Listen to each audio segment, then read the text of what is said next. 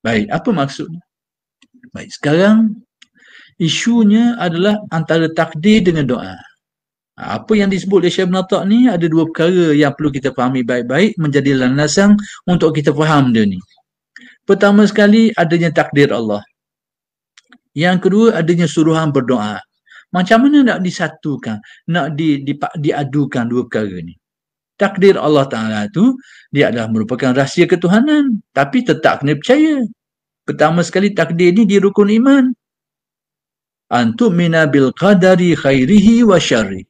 Engkau percaya kepada takdir Allah, baik ke buruk ke, memang sudah ada takdirnya. Cuma tinggal lagi dia tu rahsia, tak ada orang tahu benda tu. Menjadi rahsia Tuhan. Cuma Tuhan khabar benda tu ada. Aku sudah tetapkan. Tapi apa yang ditetapkan tak tahu. Cuma disuruh percaya.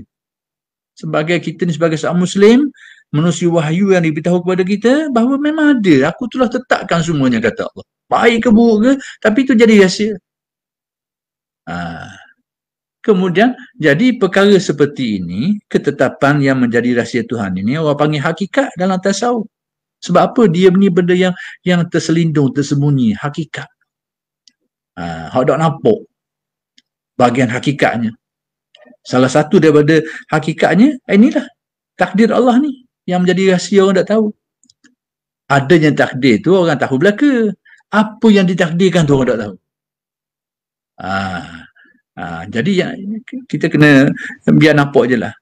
Ada takdir tu semua orang yang beriman kepada Allah semuanya tahu bahawa adanya takdir. Jadi percaya kepada takdir itu aspek syariat, kerana semua orang tahu belaka. Tapi hakikat apa yang ditakdirkan tu tak ada orang tahu. Itu hakikat dia.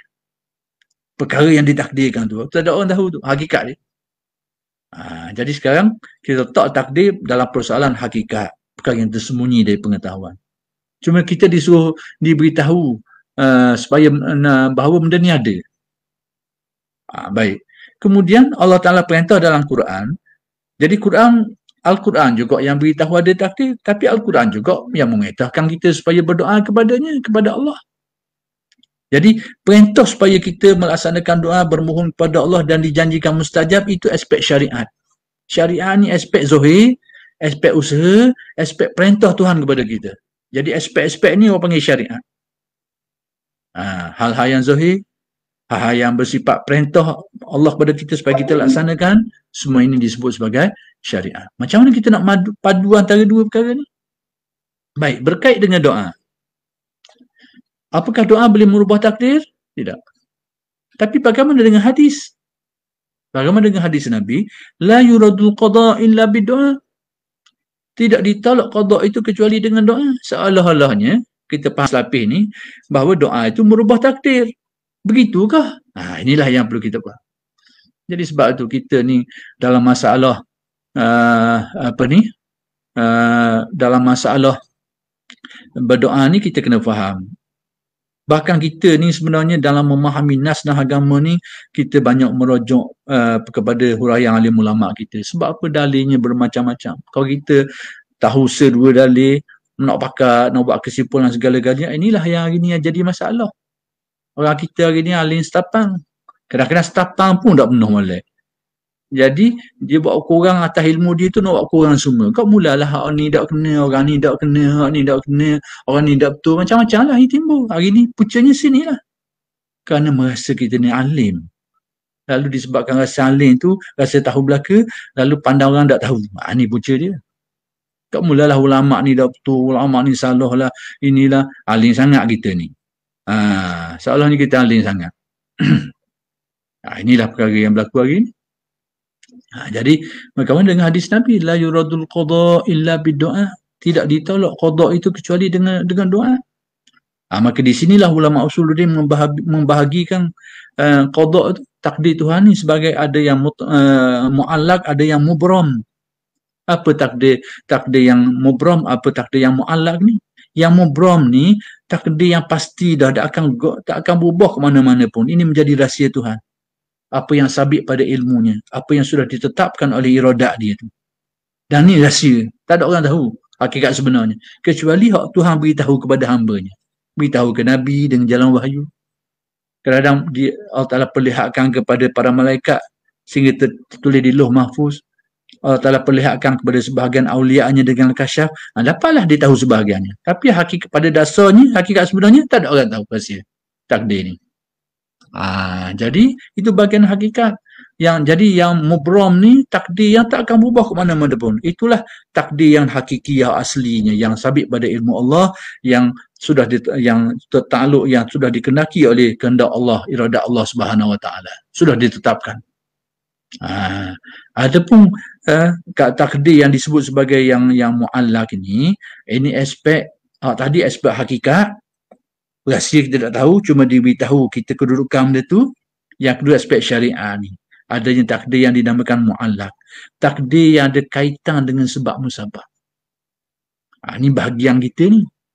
Jadi kita disuruh berdoa ni kerana pandang aspek ni. Dan ada syariat, ada perintah syarak dalam hadis Nabi suruh kita berdoa kepadanya. Dan dikaitkan Al-Quran, berdoalah kepada aku akan aku mustajabkan. Jadi itu adalah aspek syariatnya. Takdir yang ada kaitan dengan sebabnya. Jadi nak kabarnya bahawa apa-apa yang berlaku ni ada kaitan sebab musabab. Sebab musabab ni bukan faktor penentu kejadian tu. Bukan faktor penentu. Tetapi dia sebab kepada perkara itu. Sebab. Jadi Syekh Natok kabar kita ni, dia takut kita babah. Sampai ke tahap seolahnya jadi kita kelabu mata. Akhir sekali kita ke arah menganggap benda tu jadi faktor kepada apa yang kita dapat tu. Dia takut kita situ. Kalau kita faham jelas molek jadi sebab, tak ada masalah lah. Tapi bila kita ni makna manusia ni lalah, lupa. Kali-kali akhir sekali dia seolahnya sampai tu tahap lama dah lalu ni, akhir sekali dia anggap seolah-olahnya menjadi faktor kepada apa yang didapat tu. Tu Syekh Abdul nak tutup kita. Jadi tasawuf mengajar kita supaya kita berdoa kepada Allah Ta'ala ni atas dasar kita ni hambanya. Jangan kita rasa doa kita akan merubah takdir Tuhan tu. Sehingga kita kata apa yang kita dapat ni kerana doa kita lah yang telah merubah. Asalnya doa gini, akhirnya jadi gini kerana doa kita. Jangan sampai gitu. Supaya kita ni berdoa atas dasar ubudiyah. Aku ni hamba-Mu ya Allah, Engkau perintahkan aku berdoa lah. Engkau ni Tuhan segala alam, Tuhan bagi segala alam ini, memang makhluk ini dapat bergantung kepadamu, maka makhluk memang berhak, memang patut sangat engkau makhluk ini berdoa kepadamu. Jadi atas dasar ubudiyah, pengabdian diri kita, laksanakan perintahnya. Bagi seorang hamba, dan hubungan hamba dengan Tuhannya, itu patternnya. Jadi kita doa kita atas dasar tu. Ada pun masalah jadi tak jadi, dari sudut pandangan tasawuf terserah kepadanya. Jadi itu maksudnya. Jadi selagi kita melihat doa menjadi sebab kepada kejadian itu, tidak ada masalah. Cuma tasawuf nak ajar kita adab.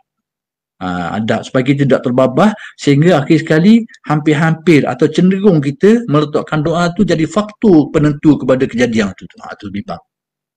Jadi difahamkan kita supaya kita ni melaksanakan doa itu adalah seorang ubudiyah.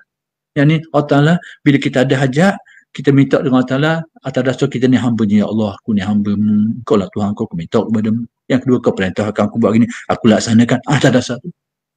Jadi maksudnya apa yang perlu kita tengok dalam doa kita tu bukan apa yang kita kehendaki dalam doa kita tu, tapi atas dasar apa doa kita tu terlaksana. Tu tasawuf ajar kita situ. Tapi kalau kita nak tengok itu dengan pandangan syariat, apa yang kita nak dalam doa kita, Allah lah, tak ada masalah. Cuma tasawuf nak ajar kita adab. Dan adab ini adab yang ternyata adab yang menggabungkan antara hakikat dan syariat tadi.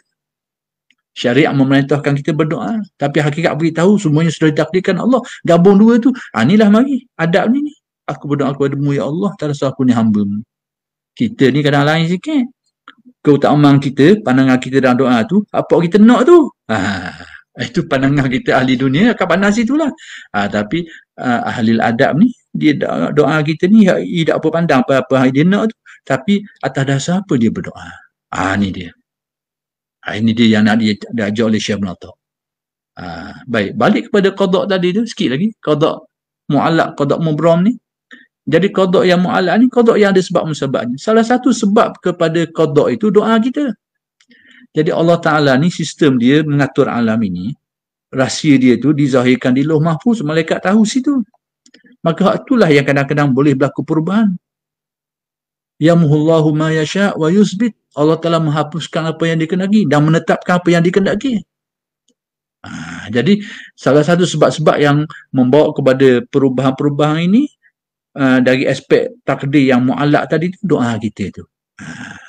Jadi ulama usulin membahagikan takdir ni kerana nak memahamkan hadis-hadis Nabi yang berbagai-bagai ni, dengan adanya persoalan takdir, adanya doa yang disebut tadi tu, la yuradul qada illa bidu'a, maka beginilah huraian yang diberikan oleh ulama-ulama kita supaya kita faham dengan baik.